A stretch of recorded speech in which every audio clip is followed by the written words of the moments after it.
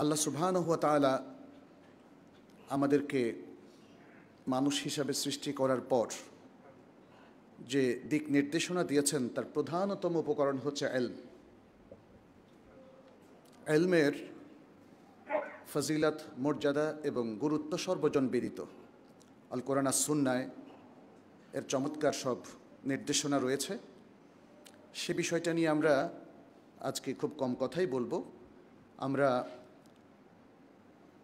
ইসলামী শিক্ষার যে মূলনীতিগুলো আছে সেগুলো আপনাদের সামনে আজকে তুলে ধরবো এবং কিভাবে আমাদের ব্যক্তিগত, সামাজিক এবং জাতীয় জীবনে এটি আমাদেরকে একটা মহা সাফল্যের দিকে পৌঁছে দেবে সেটাও আমরা আপনাদের সামনে তুলে ধরবো ইনশাআল্লাহ। শুরুতেই দুটো জিনিস নিয়ে একটু কথা বলি। আমি এর আগেও মনে হয় কোনো খুতবায় বলেছিলাম, আল্লাহ সুবহানাহু ওয়া তাআলা আমাদেরকে দুটো জিনিস দিয়েছেন। একটা দিয়েছেন দৈহিকভাবে, আরেকটা দিয়েছেন ওহির মাধ্যমে।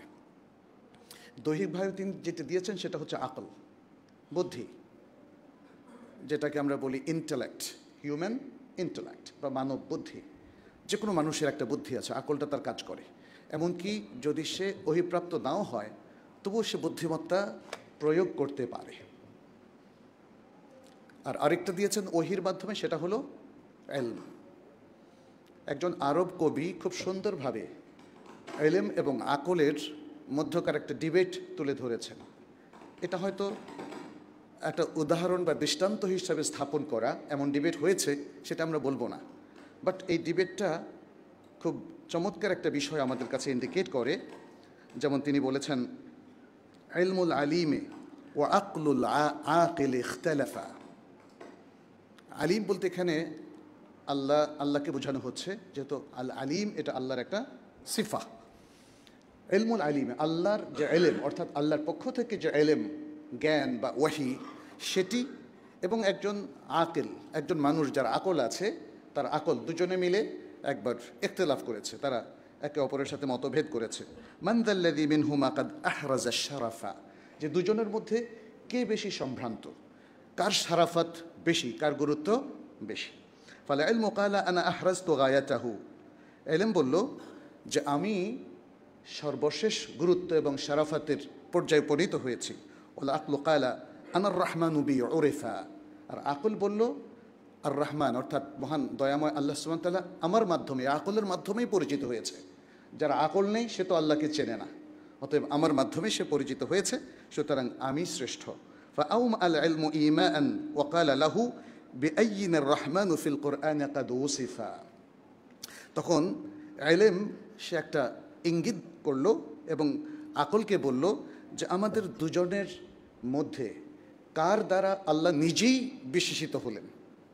আল্লাহর সিফাত বর্ণনা করা হলো, আল্লাহ কি আলিম না আকিল, মানে এই প্রশ্নটা ইলম রাখলো। ফাআদরাকাল আকলু আন্নাল ইলমা সাইয়্যিদুহু ফাকিলা ফাকাবিল আল আকলু রাসাল ইলমি ওয়ানসারাফা। তখন যখন আল্লাহ নিজেই হলেন কি আলিম, আল্লাহ নিজেই ইলমওয়ালা, সবচেয়ে বড় জ্ঞানী কে? আল্লাহ সুবহানাহু ওয়া তাআলা। আল্লাহ নিজেকে কোথাও আকিল বলেননি, কারণ আল্লাহ নিজেই আকল সৃষ্টি করেন। যখন আকল এটা বুঝতে পারলো যে আল্লাহ নিজেই হলেন আলিম, ইলমওয়ালা, ইলমের মালিক, তখন সে বুঝতে পারলো শ্রেষ্ঠত্ব মূলত ইলমেরই।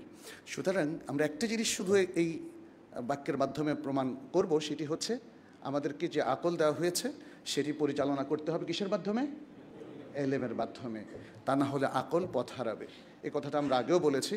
অতএব আকলকে ইলম দ্বারা নিয়ন্ত্রণ করতে হবে, ইলমের আলোকেই আকল চলবে।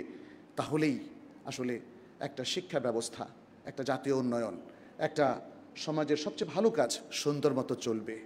ইলমকে যদি ইগনোর করা হয়, উপেক্ষা করা হয়, ইলমটাকে যদি একপাশে সরিয়ে রাখা হয়, ওহিটাকে যদি সমাজ থেকে উচ্ছেদ করা হয়, তখন মানবীয় আকল বারবার পথ হারাবে, সে পৃথিবীর লালসায় পড়ে যাবে, সে দুর্নীতি করবে, অন্যায় করবে এবং সে কখনোই পথ খুঁজে পাবে না, সে পথ হারাবে বারবার। জাতীয় উন্নয়ন হবে ব্যাহত, সমাজ হবে কলুষিত, কলঙ্কিত, এবং সেটাই আজকের সমাজে, আজকের বিশ্বে প্রমাণিত। তাহলে খুব সহজেই একটা প্রশ্ন আসে যে শিক্ষার তাহলে মূলনীতি কী হওয়া উচিত?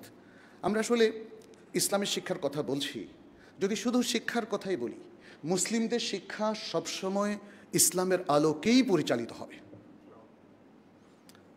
কিন্তু দুর্ভাগ্যের বিষয় যে আজকে মুসলিম সমাজে এবং অনেক মুসলিম জনপদে, বিশ্ববিদ্যালয়ে, দেশে আমরা দেখতে পাচ্ছি যে শিক্ষাটা হয়ে গেছে কমপ্লিটলি সেকুলার এডুকেশন, সেকুলারাইজড।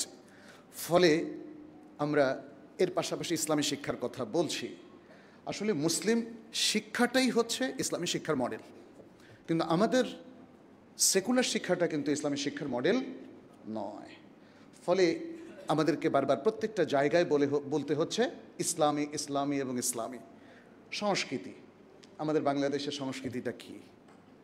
যখন আমরা সেখানে দেখি অনেক পৌত্তলিকতা, অনেক শিরক বেদাতের ঘনঘটা, তখনই আমরা ইসলামী সংস্কৃতির কথা বলি। সমাজের চালচিত্রে দেখা যাচ্ছে যে ইসলামিক অনেক কিছু যুক্ত হয়েছে, ফলে এর বিপরীতে আমাদেরকে ইসলামী সমাজের কথা বলতে হয়। অর্থনীতি, যখন দেখি যে অর্থনীতির মধ্যে সুদ, ঘুষের এবং দুর্নীতির দৌরাত্ম্য সৃষ্টি হয়েছে, তখন আমাদেরকে ইসলামী অর্থনীতির কথা বলতে হয়। আসলে মুসলিম সমাজের অর্থনীতিটাই হবে ইসলামী অর্থনীতি।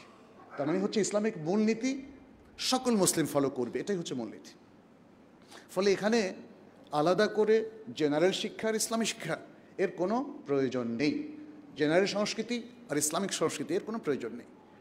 মুসলিমরা তাদের মননে মানুষে যদি ইসলামিক নীতিমালা প্রয়োগ করে থাকে, তখন তাদের জীবন প্রত্যেকটা ইসলামিক কথাটা আর প্রয়োজন নেই তার সেখানে অ্যাড করার, কারণ সে ইসলামের আলোকেই বেড়ে উঠেছে, তারবিয়াত পেয়েছে, তালিম এবং শিক্ষা পেয়েছে।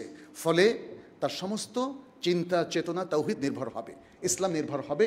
এটাই হচ্ছে স্বাভাবিক প্রক্রিয়া। কিন্তু এই স্বাভাবিক প্রক্রিয়া এবং ফেতরাত থেকে যখন মুসলিম জনপদ দূরে সরে যায়, তখনই বিপর্যয় দেখা দেয় এবং অলরেডি দেখা দিয়েছে অনেক আগ থেকেই। যাহারাল ফাসাদু ফিল বাররি ওয়াল বাহরি বিমা কাসাবাত আইদিন নাস, আল্লাহ সুবহানাহু ওয়া তাআলা আল কোরআনে সেটা সেই শুরু থেকেই তো তুলে ধরেছেন। জলে স্থলে সর্বত্র বিপর্যয় দেখা দিয়েছে মানুষের কার্যক্রমের কারণে। অতএব আজকের সচেতন মুসলিম সমাজ, তাদের উচিত হবে নিজেদের একটু আত্মসমালোচনা করা। ব্যক্তির, পরিবারের, সমাজের এবং রাষ্ট্রের সর্বত্র কোথায় গলদ হচ্ছে, কোথায় ত্রুটি হচ্ছে, পলিসি এবং স্ট্র্যাটেজি তৈরিতে মুসলিমরা কোথায় বিচ্যুত হয়েছে, এ বিষয়গুলো যদি চিহ্নিত করা না হয় এবং পরিপূর্ণ ইসলামিক নীতিমালা যদি অনুসরণ করা না হয়, তাহলে মনে রাখবেন বিপর্যয় কিন্তু রোধ করা যাবে না। আল্লাহ সুবহানাহু ওয়া তাআলা এই দুনিয়া দিয়েছেন, দুনিয়ার একটা সৃষ্টিগত তিনি নিয়ম নীতি দিয়ে দিয়েছেন, সেটা কখনোই ব্যত্যয় হয় না। এই মহাশূন্যের মধ্যে এত এত যে সৃষ্টি, এত নক্ষত্র এবং সৌরজগৎ সহ আরও কত কিছু আছে, দেখেন সব কিছু কুল্লুন ফি ফালাকি ইয়াসবাহুন, আল্লাহ সুবহানাহু ওয়া তাআলা যেটি বলেছেন, সেখানে কোনো বিপর্যয় এখন দেখা দেয়নি, কারণ এটা আল্লাহ সুবহানাহু ওয়া তাআলার মহান কুদরত, সেভাবেই চলছে। সেই আল্লাহই যখন ইসলামের নীতিমালা দেন, দ্বীনের নীতিমালা দেন এবং কিছু নলেজ তিনি মানবতার জন্য দেন, যারা সে নলেজটা শেয়ার করবে তারাই ভালো থাকবে এবং যারা শেয়ার করবে না তারাই বিপর্যয়ের মুখে পড়বে। এবং সেটি মূলত আমাদের মুসলিম সমাজগুলোতে হয়েছে। এত অস্থিরতা, এত ত্রুটি, এত বিভেদ, এত কাদা ছোড়াছুড়ি কেন? কারণ আমরা সেই এলেমটা সবাই সমানভাবে সঠিকভাবে অর্জন করিনি। আমাদের শিক্ষা ব্যবস্থার মধ্যে সেইভাবে আমরা জিনিসটাকে গড়ে তুলিনি। এই নীতিমালাগুলো প্রায় আমরা মিস করে যাচ্ছি, এই নীতিমালাগুলো প্রায় আমরা উপেক্ষা করে যাচ্ছি। প্রত্যেকটা জায়গায় আপনারা খেয়াল করে দেখুন, আমাদের প্রত্যেকটা জায়গায়, সেক্টরে, সেগমেন্টে আমরা এগুলোকে কখনোই প্রপারলি এগুলোকে উপস্থাপন করতে পারিনি, এগুলোকে স্টাবলিশ করতে পারিনি। হয়তো সামান্য ছিটেফোঁটা কেউ কেউ নিয়েছেন আর অধিকাংশ ক্ষেত্রে ইগনোর করেছেন। আমাদের মুসলিম সমাজগুলো বা আমাদের দেশের বিভিন্ন সেক্টরগুলোতে আপনি সেটাই লক্ষ্য করবেন। তো আজকে আমরা শিক্ষা নিয়ে আমরা বলতে চাই যে শিক্ষা নিয়ে যারা আজকে কাজ করছেন তাদেরকে মনে রাখতে হবে এদেশের এই ভূমিটা মুসলিমদের, মুসলিম জনপদ, মুসলিমদের সন্তানরাই এই শিক্ষানীতির আলোকে পড়বে এবং এই মুসলিমরাই এদেশকে চালাবে, তাই না? সুতরাং তাদের সুনাগরিক হতে হবে, তাদেরকে কল্যাণমুখী একটা সমাজ ব্যবস্থার ভিত্তিপ্রস্তর স্থাপন করতে হবে, তাদেরকে সুন্দর আখলাক অর্জন করতে হবে, তাদেরকে সবচেয়ে বেশি আল্লাহ অভিমুখী হতে হবে, তাদেরকে তাওহীদ নির্ভর হতে হবে, তাহলেই আসলে যদি আমাদের শিক্ষাটা এই ধরনের প্রোডাক্ট তৈরি করে, স্টুডেন্ট তৈরি করতে পারে, শিক্ষার্থী, তাহলেই যে মানব সম্পদ তৈরি হবে, আসলে দেশটাকে তারাই সুন্দরভাবে ইতিবাচকভাবে পাল্টে দিতে পারবে। তো আমি প্রথম যে কথাটা বলবো সেখানে আমাদের যে মূলনীতিগুলো, যেটা আমি বলছি, যেহেতু সময় খুব কম, আমাদের খুতবার টাইমটা এখন খুবই লিমিটেড, ফলে আমরা কি পয়েন্টগুলো হয়তো হাইলাইট করব, পরিপূর্ণ বিস্তারিত আলোচনা করব না। প্রথম হচ্ছে, এমন একটা শিক্ষা ব্যবস্থা আমাদের প্রয়োজন, যে শিক্ষা ব্যবস্থা একদিকে ইমানি শিক্ষা ব্যবস্থা হবে, আবার ব্যালেন্সড হবে। ব্যালেন্সড কেন বলছি? ব্যালেন্সড বলছি কারণ ইমানের সংজ্ঞা বা দ্বীনের সংজ্ঞায় সবাই আসলে সুন্দর ব্যালেন্স রক্ষা করতে পারেন না। যেটি ইসলাম বলছে সেটা দুনিয়া এবং আখিরাতের সমন্বয় হতে হবে। আপনি যদি এমন একটা শিক্ষা ব্যবস্থা দেন যেটা শুধু আপনাকে মানে দুনিয়ার ব্যাপারে পুরোটাই ইগনোর করে আখিরাতের বিষয়গুলো নিয়ে আপনাকে উদ্বুদ্ধ করবে, তাহলে তো মুশকিল। দুনিয়া তো ইগনোর করা যাবে না, দুনিয়া ইগনোর করা যাবে না। আবার মূল লক্ষ্যে যদি আপনি দুনিয়াকে করে ফেলেন, তাহলে আরেকটা বিপর্যয় তৈরি হবে। এখানে ব্যালেন্সটা করতে হবে কোরআনের আলোকে, সুন্নাহর আলোকে, এভাবে যে আখিরাত হবে আমাদের প্রধান লক্ষ্য, কিন্তু দুনিয়াতে সে আখিরাতের ক্ষেত্রকে প্রস্তুত করার জন্য যা যা প্রস্তুতি প্রয়োজন, প্রিপারেশন প্রয়োজন, সেটা আমাদেরকে তৈরি করতে হবে। আল্লাহ সুবহানাহু ওয়া তাআলা যেমন বলেছেন, ওয়াবতাগি ফিমা আতাকা আল্লাহুদ দারাল আখিরাতা ওয়ালা তানসা নাসিবাকা মিনাদ দুনিয়া, সূরা আল কাসাসের ৭৭ নম্বর আয়াত। আর আল্লাহ তোমাকে যা দিয়েছেন সেই প্রদত্ত রিজিক এবং ইলম সহ সব কিছুর মধ্যে তুমি তালাশ করবে কি? আখিরাতকে, আদ-দার আল আখিরা, আখিরাতের জীবনকে তুমি তালাশ করবে, অর্থাৎ সেটাই হবে তোমার মূল লক্ষ্য। তবে দুনিয়াকে তুমি ভুলে যাবে না। আর দ্বিতীয় যে বিষয়টা, সেটি হচ্ছে ইসলামী তারবিয়াত, ইসলামী শিক্ষা। এটা প্র্যাকটিস এবং এটা থিওরি এবং প্র্যাকটিস হতে হবে। কি মূলনীতি এটা? থিওরি এবং প্র্যাকটিস। সুতরাং এটাকে শুধু থিওরিটিক্যাল করলে হবে না। আনফর্চুনেটলি আমরা দেখতে পাচ্ছি যে আমাদের মুসলিমদের মধ্যে এখন কোরআন সুন্নাহর চর্চাটা থিওরিটিক্যালি হয় বেশি, বাস্তবে দেখা যায় কম। এমনকি আপনি দেখবেন যে আমরা যে নানা রকম ঝগড়ায় লিপ্ত হচ্ছি এই যে সোশ্যাল নেটওয়ার্কে, সেটাও থিওরি। কে ভালো, কে মন্দ, কে সঠিক, কে বেঠিক, সব থিওরি। বাস্তবে যদি খুঁজে ফেরি যে জাতির জন্য কে আমাদের রোল মডেল, এটা খুঁজে পাওয়াটা মনে হয় খুব কঠিনই হবে, তাই না? কে আমাদের রোল মডেল? আমরা থিওরি নিয়ে যেমন ব্যস্ত, আবার একজন আরেকজনকে থিওরি দিয়ে বিতর্কিত করছি, এবং এতে করে পুরো জাতি একটা হানাহানিতে লিপ্ত হচ্ছে। খুব গঠনমূলক, যদি মুসলিম কথা বলে তাকে খুব গঠনমূলক হতে হবে এবং নাসিহামূলক হতে হবে। তির্যক এবং আক্রমণাত্মক এই ধরনের বক্তব্য কখনোই নাসিহামূলক নয়। যাই হোক, এটা হলো দ্বিতীয়। তাহলে আমাদের যে শিক্ষা ব্যবস্থা সেটি হতে হবে ব্যালেন্সড, ইমানভিত্তিক, এবং আমরা যেন একটা সুন্দর দুনিয়া আখিরাত দুটোকেই এই ব্যাপারে যে নির্দেশনা আল্লাহ সুবহানাহু ওয়া তাআলার পক্ষ থেকে রয়েছে তার আলোকে সাজিয়ে নেই। দ্বিতীয়টা বলেছে কি, এটা থিওরি এবং প্র্যাকটিস হবে। তৃতীয়, আল্লাযীনা হুম লিফুরুজিহিম হাফিযুন ইল্লা আলা আজওয়াজিহিম আও মা মালাকাত আইমানুহুম ফাইন্নাহুম গায়রু মালুমিন ফামান ইবতাগা ওয়ারাআ যালিকা ফাউলাইকা হুমুল আদুন ওয়াল্লাযীনা হুম লিআমানাতিহিম وعهدهم راعون والذين هم على صلواتهم يحافظون أولئك هم الوارثون الذين يرثون الفردوس هم فيها خالدون। খুব চমৎকারভাবে মুসলিমদের জ্ঞান এবং আমলের সমন্বয়ের কথা এখানে আল্লাহ তাআলা তুলে ধরেছেন, এবং তাদের সিফাত এমনভাবে বর্ণনা করেছেন যে তারা শুধু কথা আওড়ায় না, তারা সালাত আদায়ে, জাকাত আদায়ে এবং অন্যান্য যে কর্মগুলো তাদের উপর অপরিহার্য করে দেওয়া হয়েছে সেগুলো আদায় তারা অত্যন্ত আন্তরিক এবং সফলভাবে তারা সেটা সম্পন্ন করে। মনে রাখবেন, জ্ঞান অর্জন করার পরে জ্ঞানটাকে যদি আমলে রূপান্তরিত করা হয় সফলভাবে, তাহলে তার সাফল্য কেউ রোধ করতে পারবে না। এটা মনে রাখবেন, এটা আল্লাহ তাআলার আরেকটা নিয়ম। যে নিয়মটা তিনি সূর্য, চন্দ্র এগুলোর ক্ষেত্রে দিয়েছেন, সে একই নিয়ম তিনি দিয়েছেন। কারণ মানুষ জান্নাতি হওয়ার কিছু ফর্মুলা আল্লাহ দিয়েছেন কিনা, ঠিক তেমনি কারা জাহান্নামে যাবে সেই ফর্মুলাটাও তিনি নির্ধারণ করে দিয়েছেন, এবং তার ফর্মুলার মধ্যে কোনো ব্যত্যয় হবে না। জাহান্নামের কাজ করে যদি তার মৃত্যু সেভাবে হয়, তাহলে কোনোদিন কি জান্নাতে যেতে পারবে? আর জান্নাতের কাজ করে যদি ইমানের সাথে সে যেতে পারে, তাহলে কি সে চিরজাহান্নামী কখনো হবে? এটা কখনোই হবে না, একটা ইভেন্টও পাবেন না। তাহলে আল্লাহর ফর্মুলা আসলে একদমই ফিক্সড, এটার কোনো ব্যত্যয় নেই। ফলে আপনি আমি যদি আজকে আমাদের শিক্ষা ব্যবস্থায় সেই ফর্মুলাটা ফলো না করি, তাহলে কখনোই সাফল্য আসবে না। তৃতীয় যে বিষয়টি, সেটি হচ্ছে ইসলামী তারবিয়াত ব্যক্তি গঠনের জন্য লক্ষ্যভেদী হতে হবে। তাহলে সে ব্যক্তি গঠন করবে আর পুরো দেশ জাতিকে তাকওয়া এবং পুণ্যের ভিত্তিতে ঐক্যবদ্ধ করবে। তাকওয়া এবং পুণ্যের ভিত্তিতে জাতিকে ঐক্যবদ্ধ করবে। ইসলাম কখনো এটা বলে না তোমরা বিচ্ছিন্ন থাকো, একা একা থাকো, একা একা আইসোলেটেড থাকো। মানুষকে সমাজবদ্ধ প্রাণী হিসাবে কে সৃষ্টি করেছেন? আল্লাহ। অতএব সামাজিক রিলেশন আমাদের লাগবে, সোশ্যাল রিলেশন, ফ্যামিলি বন্ডিংস লাগবে আমাদের। তাহলে সুস্থ স্বাভাবিক সুন্দর জীবন আমরা যাপন করতে পারবো না। মুসলিমদের সঙ্গবদ্ধ হওয়ার চমৎকার মূলনীতি রাসূল সাল্লাল্লাহু আলাইহি ওয়াসাল্লাম দিয়েছেন, সেটা শুরু থেকেই আমরা দেখি। তারা সীসাঢালার প্রাচীরের মতো সঙ্গবদ্ধভাবে সে বদর, ওহুদ, খন্দক, তাবুক, হুনাইন সব যুদ্ধে তারা অংশগ্রহণ করেছিল, মক্কা বিজয়ে তারা সঙ্গবদ্ধ ছিল। অতএব কিন্তু তার কিছু মূলনীতি আছে, এবং এই মূলনীতির মধ্যে প্রথম মূলনীতিটাই হচ্ছে তাওহীদ। কি সেটা? মাবদাউত তাওহীদ। তাওহীদের আকীদার চেতনায় গন্ডগোল হয়ে গেলে মুসলিমরা ভেঙে খান খান হয়ে যাবে, এবং সেটাই আমরা আজকে দেখতে পাচ্ছি।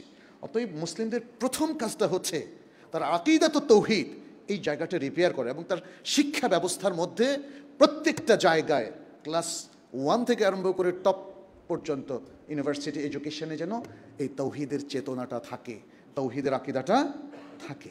এই বিষয়টা আমাদেরকে মনে রাখতে হবে। তাহলেই ব্যক্তি যদি গঠন হয় সুন্দরভাবে, এবং সেই ব্যক্তিকে আপনি কালচার করলেন ইসলামের মূলনীতিগুলো দিয়ে, সে পরস্পরের প্রতি সম্মানবোধ করবে, মানুষকে ভালোবাসবে, মানুষের কল্যাণে কাজ করবে, এই শিক্ষাটাই তো সে পেল। ফলে সমাজ ধীরে ধীরে একটা সুন্দর পরিণতির দিকে আগাবে। আর যদি তারবিয়াত এবং শিক্ষার মধ্যে বিদ্বেষ ঢুকিয়ে দেওয়া হয়, হানাহানি ঢুকিয়ে দেওয়া হয়, সংঘর্ষ ঢুকিয়ে দেওয়া হয়, এবং বিজাতীয় আকীদা বিশ্বাস সেখানে ঢুকিয়ে দেওয়া হয়, তাহলে মুসলিম হওয়ার পরেও আমাদের এই তরুণরা, আমাদের শিক্ষার্থীরা আসলে এক ঐক্যবদ্ধ থাকার এবং তাওহীদের উপরে সুন্দর করে তৈরি হওয়ার কোনো সুযোগই তারা পাবে না। তার আগেই তারা ছিন্নভিন্ন হয়ে যাবে, এবং সেটাই শিক্ষার মধ্যে আসলে ঢোকানো হচ্ছে। আপনারা জানেন বর্তমানে এবং আগেও এই ষড়যন্ত্র চলমান রয়েছে জেন্ডার এডুকেশনের নামে, এবং নানা ধরনের এডুকেশনের নামে আমরা দেখছি পাশ্চাত্য শিক্ষার ধারাগুলো এখানে ঢুকে পড়ছে, পৌত্তলিক শিক্ষাগুলো এখানে অ্যাড হয়ে যাচ্ছে। আমাদের খবর নাই, কারণ আমাদের অনেকেরই ইমানের মূল ফর্মুলাটা জানা নাই। আমরা রেগুলার মুসলিম, আমাদের ইমানের যে এলেমটা দরকার ছিল, এলেম ভিত্তিক ইমান, সেটা আমাদের অভাব রয়েছে। ফলে সমাজে যে কি ঘটে যাচ্ছে, বা শিক্ষাক্ষেত্রে শিক্ষার পলিসি নির্ধারণে, মূলনীতি নির্ধারণে যে কি ঘটে যাচ্ছে, সেটা কিন্তু আমরা টের পাচ্ছি না, বা সংবাদপত্রে পড়লেও আমরা বুঝতে পারছি না এটার কনসিকুয়েন্স, পরিণামটা কি। 10-20 বছর পরে এই জনপদের শিক্ষা ব্যবস্থা কোন দিকে গিয়ে শেষ হচ্ছে, এটা কিন্তু আমাদের জানা থাকছে না।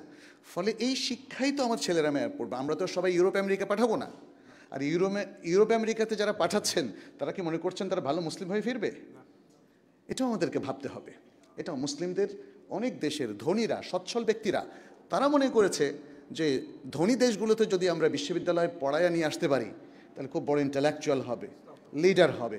হ্যাঁ, লিডারশিপ ওরা এমনভাবে এই শিক্ষাগুলোকে তৈরি করে নিয়েছে যে পৃথিবীর বিভিন্ন দেশকে যারা পরিচালনা করছেন, তারা যেন চলে আসে।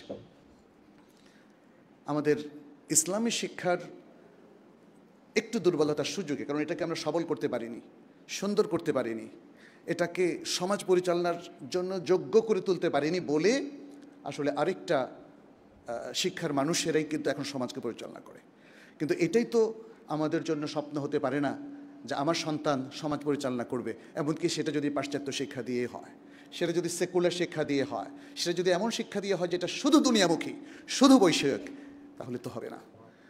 ইসলামী শিক্ষা যেটা আখিরাতমুখী, সেই শিক্ষা ছাড়া মুসলিম জনপদ কখনোই উন্নত হতে পারবে না। এটা গেল তৃতীয় বিষয়। চতুর্থ হচ্ছে ব্যক্তি গঠন। এটা যেমন এলেমের মাধ্যমে তার আকীদা, তার চেতনাকে গঠন, পাশাপাশি সুলুকের মাধ্যমে তার আচরণগুলোকেও তৈরি করতে হবে। আমাদের শিক্ষার মধ্যে এটা একদম অনুপস্থিত, আমাদের শিক্ষার মধ্যে এটা অনুপস্থিত। এই জন্য আমরা দেখি যে আজকে যারা যত বেশি শিক্ষিত, কোনো না কোনো কারণে তারা তত বেশি দুনিয়া প্রীতির বন্ধনে আবদ্ধ, এবং সেই কারণে তারা দুর্নীতিও বেশি করে, তাই না? অনেক শিক্ষিতদেরকে আজকে দেখবেন তারা অনেক বেশি দুর্নীতি করে, কারণ তারা বৈষয়িক শিক্ষাটা পেয়েছে। তাদের কাছে উন্নতির সোপান মানে হচ্ছে কোটি কোটি কাড়ি কাড়ি টাকা, কিংবা অনেক বড় পদের অধিকারী হওয়া। এটা কালচার হয়ে গেছে বাংলাদেশে। আমাকে অনেকে বলছেন যে আপনারা ছুটাছুটি করছেন না কেন পদের জন্য, সবাই তো ছুটাছুটি করছে। আমি বললাম যে না, আমরা আসলে দাঁড়িয়ে আল্লাহর কাজ করতে চাই, আর কোনো পৃথিবীর পদ আমাদের প্রয়োজন নেই।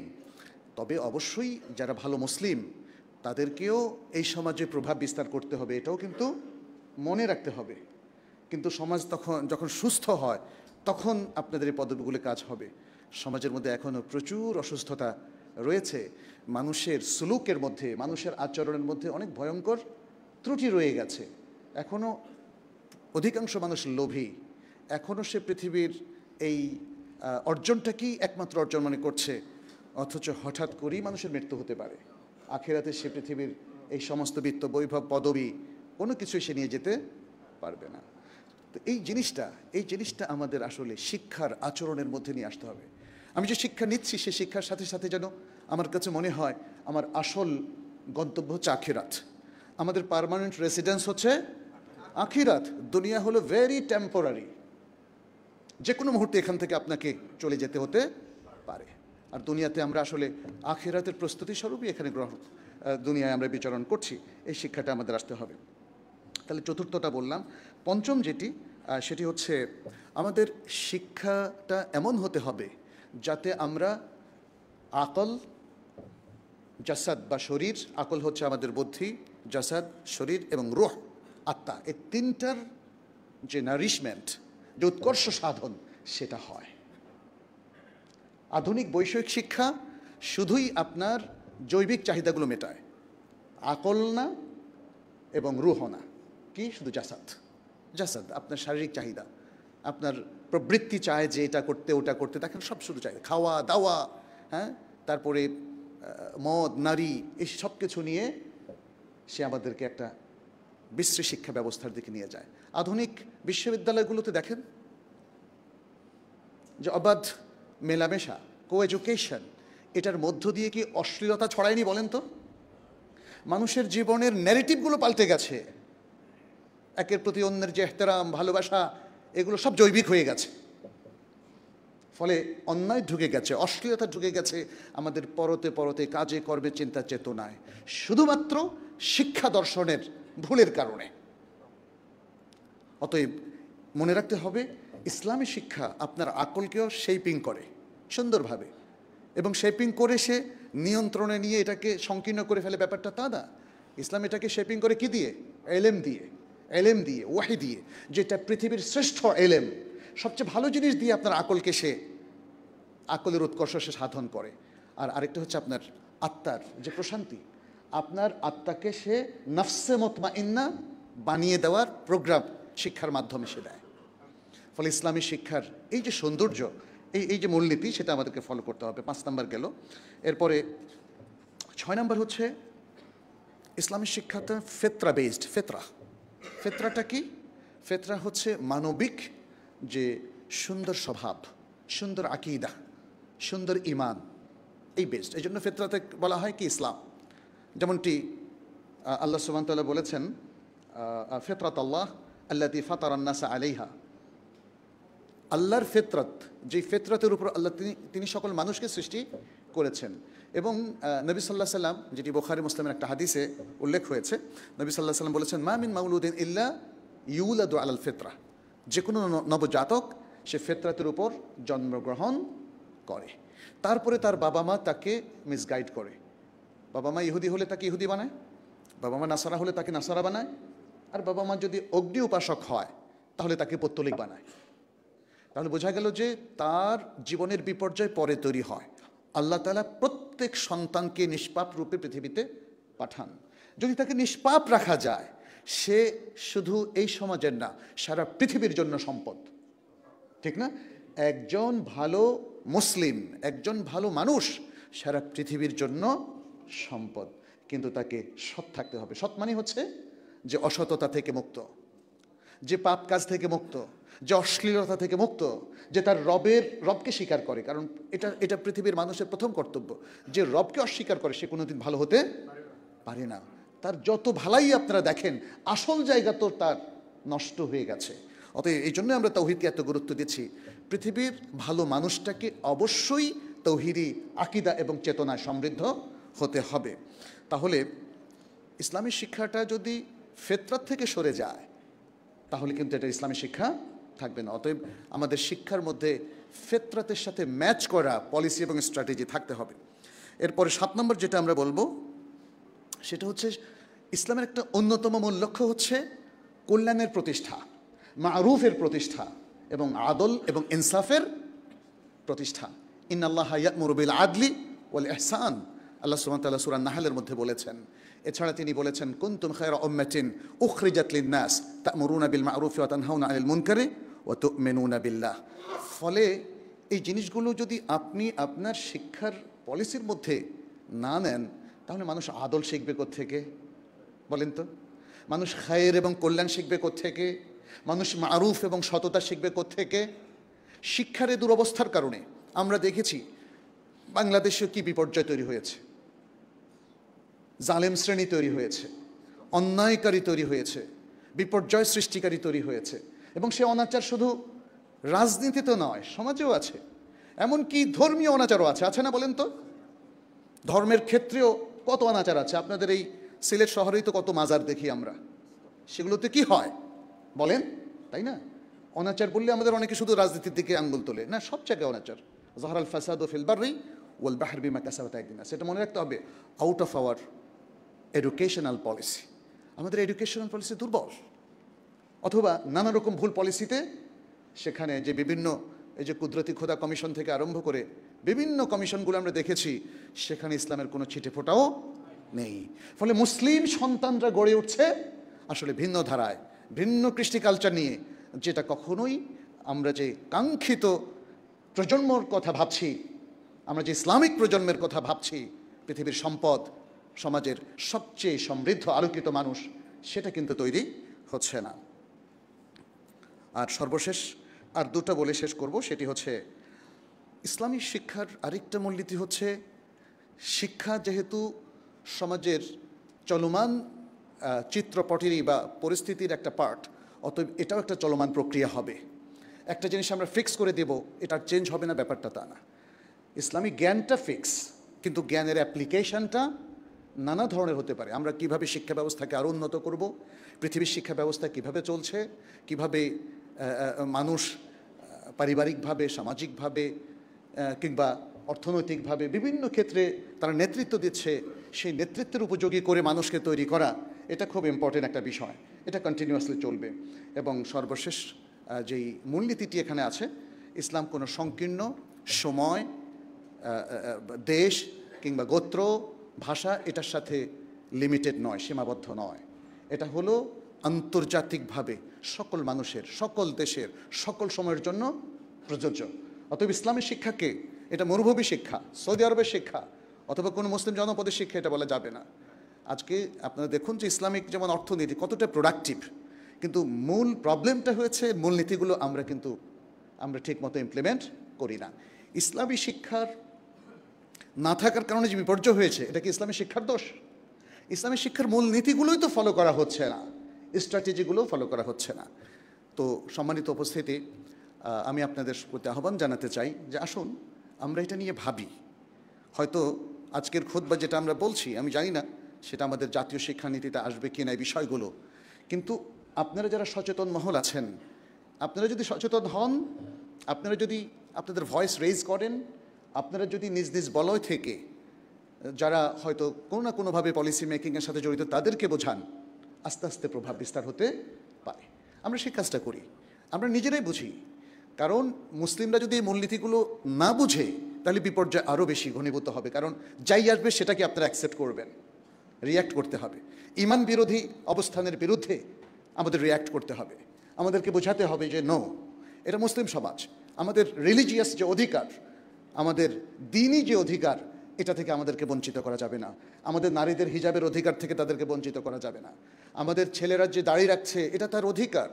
এগুলোকে এখন ভুল ন্যারেটিভ হিসাবে প্রচার করা হচ্ছে।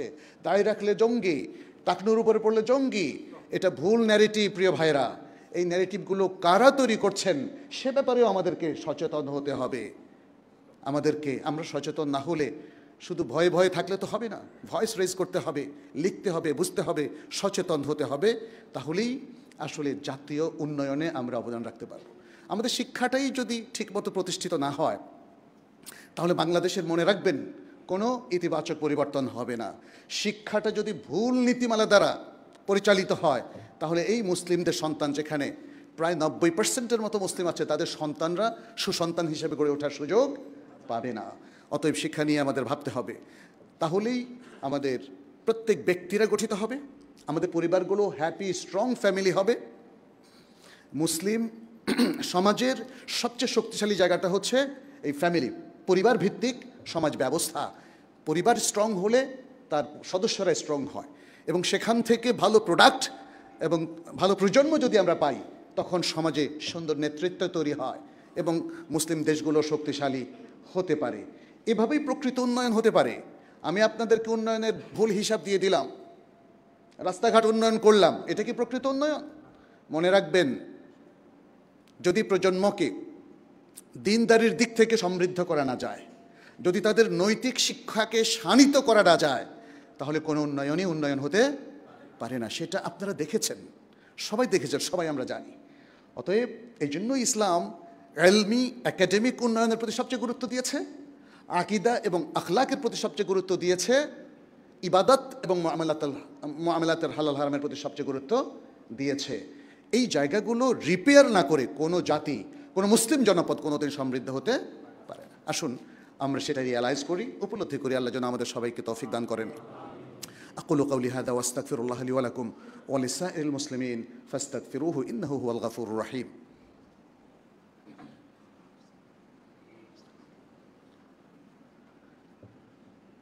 আলহামদুলিল্লাহি রাব্বিল আলামিন ওয়াল আকিবাতু লিল মুত্তাকিন ওয়া উসাল্লি ওয়া উসাল্লিমু আলা নাবিয়িনা মুহাম্মদ ওয়া আলা আলিহি ওয়া আসহাবিহি আজমাইন, আম্মা বা'দ।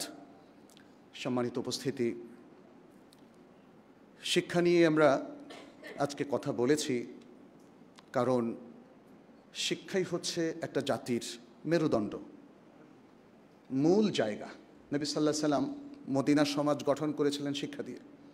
সাহাবাদের প্রজন্মের মূল বৈশিষ্ট্য ছিল নবী সাল্লাল্লাহু আলাইহি সাল্লাম থেকে শিক্ষাকে তারা হাতে কলমে নিতে পেরেছিলেন এবং সেই শিক্ষার আলোকে তারা নিজেদের জীবন, পরিবার, সমাজকে গঠন করেছিলেন। ফলে সেই সমাজটা হয়ে গেছে পৃথিবীর সবচেয়ে শ্রেষ্ঠ সমাজ। আজকে আমাদেরকেও আমাদের শিক্ষার বিষয়ে সর্বাধিক গুরুত্ব দিতে হবে।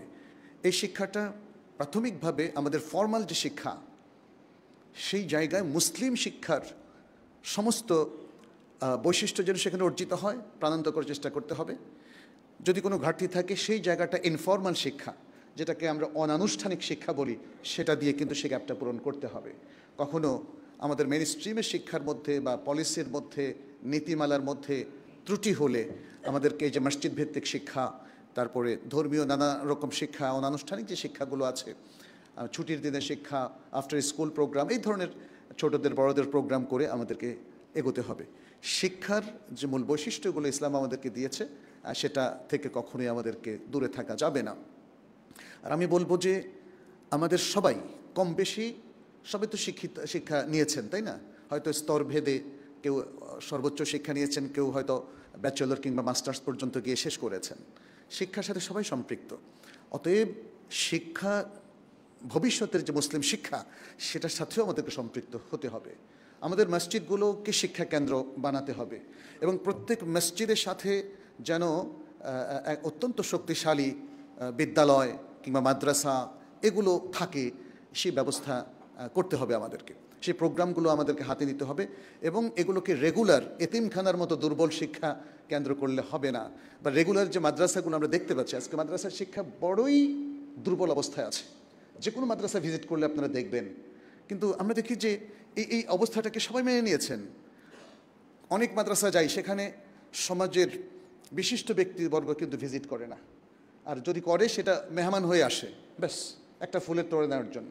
আমি বলবো আপনাদের ফুলের তোড়ার কালচার বন্ধ করেন। রাসূল সাল্লাল্লাহু আলাইহি ওয়াসাল্লাম কোনো ফুলের তোড়া নিয়েছিলেন? এই ফুলের তোড়ার কালচারটা ভেরি ব্যাড। মানুষকে তোষামত করা, মোজামালা করা, এর মধ্য দিয়ে আসলে মানে একে অপরকে কি বলে যে তোষামত করা, বা যেটাকে আমরা বলি যে আসলে সুন্দর নয়, এটা আমাদেরকে ত্যাগ করতে হবে। কাজ করুন, কাজ করুন, সরাসরি কাজ করুন। কেউ ভালো করলে তার জন্য দোয়া করে দিন, বাস এনাফ। যে তেল মারামারির যে বিষয়টা, এগুলো আমাদেরকে কিন্তু বাদ দিতে হবে, এগুলো বাদ দিতে হবে।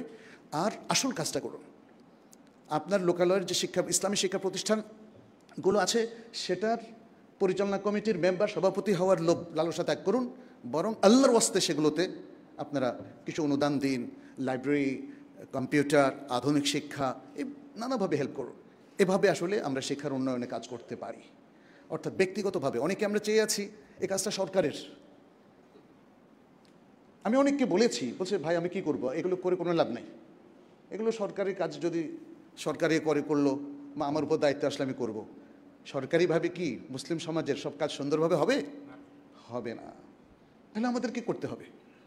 আমাদেরকে নিজের উদ্যোগ নিয়ে যতটুকু পারি, ফর্মালি ইনফর্মালি, সে কাজটা আমাদেরকে করতে হবে, সচেতনতা বাড়াতে হবে, এবং আমাদের শিক্ষাকে আরও অনেক সমৃদ্ধ করতে হবে, স্ট্রং করতে হবে। আমাদের সন্তানরা যদি স্কুলে সঠিক শিক্ষা না পায়, পারিবারিক বলয়ের জন্য শিক্ষা পায়, আমাদেরকে সেই স্ট্যান্ডটা আমাদেরকে নিতে হবে।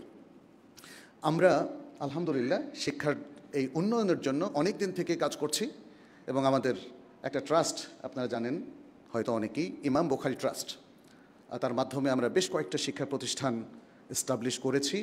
এগুলোর নির্মাণ কাজও চলছে। আমি আসলে আজকে সেটার পূর্ণ পরিচিতির জন্য এখানে কথাটার অবতারণা করছি না। আমি চাইব যে আপনারা এই প্রজেক্টগুলো সম্পর্কেও অবহিত হবেন, এবং আমাদের যে ইসলামিক প্রজেক্টগুলো আছে, এই যে তাকওয়া মসজিদের মুসলিম স্কুল অফ বিলিভার্স আপনারা দেখেছেন, এই প্রতিষ্ঠানগুলোর পাশে আপনাদেরকে আসতে হবে। আমরা বাইরের কোনো ফান্ড পাই না, সরকারি কোনো ফান্ড পাই না। আপনার আমার সবার সাহায্য সহযোগিতায় আমরা এই কাজগুলো করে তুলছি। আমাদের শিক্ষাকে সমৃদ্ধ করতে হবে, শিক্ষার সাথে গবেষণাটা ইন্টিগ্রেট করতে হবে। আজকে আমাদের ইসলামী শিক্ষার মধ্যে কোনো গবেষণা নাই, কিন্তু সেই জায়গাগুলোতে আসলে আপনারা জানেন প্রচুর ফান্ড প্রয়োজন।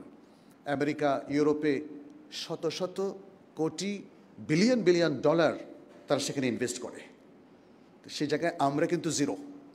তাহলে কিভাবে আমরা আমাদের এডুকেশনকে প্রমোট করব, কিভাবে আমরা রিসার্চকে প্রমোট করব, কিভাবে আমরা পলিসিগুলো, স্ট্র্যাটেজিগুলো বের করব? আর যদি রেগুলার স্টাইলে আমরা চলি, তাহলে এখন যে অবস্থা, এর থেকে উত্তরণ হবে না। পৃথিবীকে আজকে যারা নেতৃত্ব দিচ্ছে, তারা নানামুখী গবেষণা করে তাদের পলিসি স্ট্র্যাটেজি তৈরি করে, ফলে তারা অন্য জাতির উপর এবং পৃথিবীর উপর নিয়ন্ত্রণ তৈরি করে। আমরা অন্তত নিজেদের ঈমান আমল নিয়ে, নিজেদের সুশিক্ষা নিয়ে একটা সুস্থ স্ট্রং জীবন যাপন করতে পারি, এতটুকু তো আমাদের অন্তত করা উচিত, তাই না? তাহলে তার জন্য আমাদের যে একাডেমিক স্ট্রেংথ, শক্তি দরকার, ভালো শিক্ষা প্রতিষ্ঠান দরকার, আমাদের সন্তানদেরকে খুবই ভালোভাবে এডুকেটেড করা দরকার, আখলাকি করা দরকার, এবং দুনিয়ার এই হাইসিয়াতে তাদেরকে গড়ে তোলা দরকার ইসলামিকলি। সেই জন্যে স্ট্রং শিক্ষা প্রতিষ্ঠান দরকার। আপনাদের কাছে আমাদের আহ্বান থাকলো, আপনারা আমাদের প্রতি আপনাদের সাহায্যের হাত এগিয়ে দেবেন। আমাদের ইমাম বুখারী ট্রাস্ট, আমাদের কুল্লিয়াতুল কোরআনুল কারীম, আমাদের দারুল হাদিস আরবিক মাদ্রাসা, এবং পাশাপাশি স্কুল অফ বিলিভার্স, তাকওয়ার মসজিদুত তাকওয়ারও অনেকগুলো কাজ এখনও বাকি আছে। এটা আপনাদের এখানকার অত্যন্ত মানসম্পন্ন প্রতিষ্ঠান, আপনারা জানেন। অতএব এই সব কিছুকে গড়ে তোলার দায়িত্ব আমার, আপনার, সবার। আসুন আমরা এগিয়ে আসি। আল্লাহ যেন আমাদেরকে সে তৌফিক দান করেন। আল্লাহ যেন আমাদের সকল ভালো কাজগুলোকে কবুল করেন। আমাদের অনুদানকে আল্লাহ যেন সাদাকা জারিয়া হিসাবে কবুল করেন। আল্লাহ যেন আমাদের উপর বারাকা এবং রাহমা নাজিল করেন। আমাদের মধ্যে যারা অসুস্থ আছেন তাদেরকে সুস্থ করে দেন। আমাদের মধ্যে যাদের বিভিন্ন হাজাত আছে, আল্লাহ যেন সেটি পূরণ করে দেন। আল্লাহ যেন আমাদের ভুল বিভ্রান্তিগুলোকে ক্ষমা করে দেন। আমরা যেন আমাদের ভবিষ্যৎ প্রজন্মকে আলোকিত করার জন্য অত্যন্ত স্ট্রং একাডেমিক পলিসি নিতে পারি, সে তৌফিক আল্লাহ যেন আমাদেরকে দান করেন। هذا وصلوا وسلموا على نبينا محمد فقد قال الله سبحانه إن الله وملائكته يصلون على النبي يا أيها الذين آمنوا صلوا عليه وسلموا تسليما. وقال النبي صلى الله عليه وسلم من صلى علي مرة صلى الله عليه بها عشرة. اللهم صل وسلم وبارك وأنعم على نبينا محمد وارض اللهم عن الخلفاء الراشدين وعن الصحابة أجمعين وعنا معهم بعفوك وكرمك يا أكرم الأكرمين. اللهم أعز الإسلام والمسلمين، اللهم أعز الإسلام والمسلمين وانصر الإسلام والمسلمين، اللهم انصر الإسلام والمسلمين في كل مكان يا رب العالمين. اللهم تقبل منا ومن المسلمين، اللهم فرج هم المهمومين من المسلمين واقض الدين عن المدينين واشف مرضانا ومرضى المسلمين يا رب العالمين. تقبل منا إنك أنت السميع العليم وتب علينا إنك أنت التواب الرحيم. عباد الله إن الله يأمر بالعدل والإحسان وإيتاء ذي القربى وينهى عن الفحشاء والمنكر والبغي يعظكم لعلكم تذكرون فاذكروه يذكركم واشكروه يزدكم ولذكر الله أكبر والله يعلم بما تصنعون.